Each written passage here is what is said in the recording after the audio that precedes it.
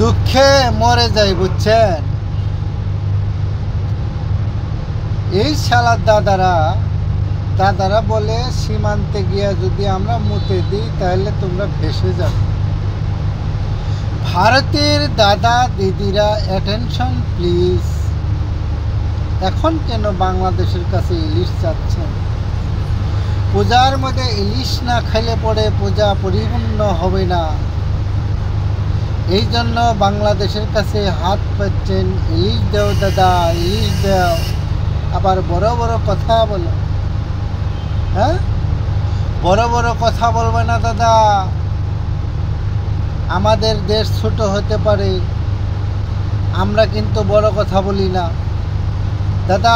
তোমরাও বড় কথা বলো না, কারণ আমাদের জাতীয় সম্পদ আমাদের ইলিশ। আমাদের সরকার মনে করছিল তোমাদের ইলিশ দেওয়া যাবে না, তারা না বলছে।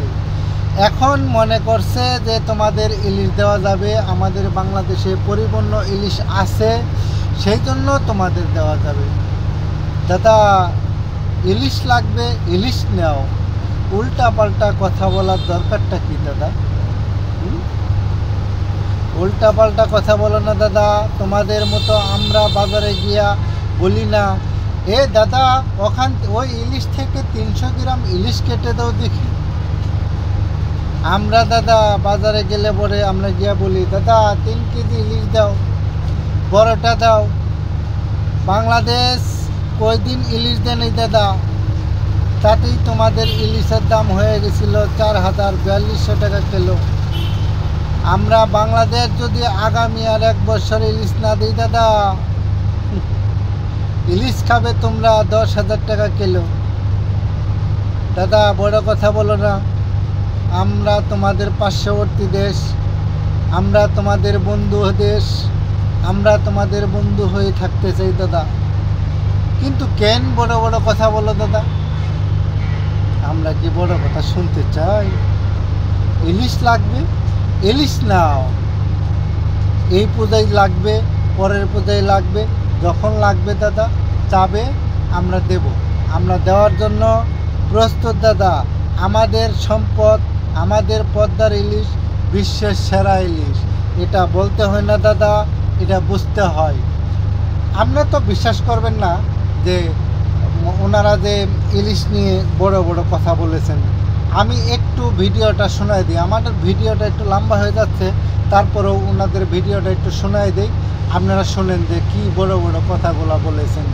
ইলিশ নেবে না, ইলিশ দেব না, এই ভেবে অনেক বড় বড় কথা। একটু শুনেন।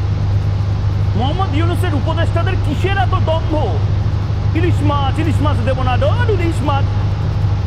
আমরা ডায়মন্ড হারবারের ইলিশ খাবো, আমরা দীঘার ইলিশ খাবো, আমরা গুজরাটের ইলিশ খাবো, মুম্বাইয়ের ইলিশ খাবো। ইলিশের জায়গায় আরো 101 রকমের মাছ। আপনারা কলকাতার বাজারে আসেন, আপনাদের খাওয়াবো। মোহাম্মদ ইউনূস 1200 রকমের মাছ খাওয়াবো, মাংস খাওয়াবো, সব খাওয়াবো। কিন্তু এই পদ্মার ইলিশ খাবো না, যাতে হিন্দুর রক্ত লেগে আছে, যাতে চাকমার রক্ত লেগে আছে। আর কিসের কথা বলছেন? বড় বড় কথা পারলেন ইলিশ মাছ রপ্তানি আটকাতে? বিরাট বড় বড় ডায়লগ। এগুলো কথা রে দাদা।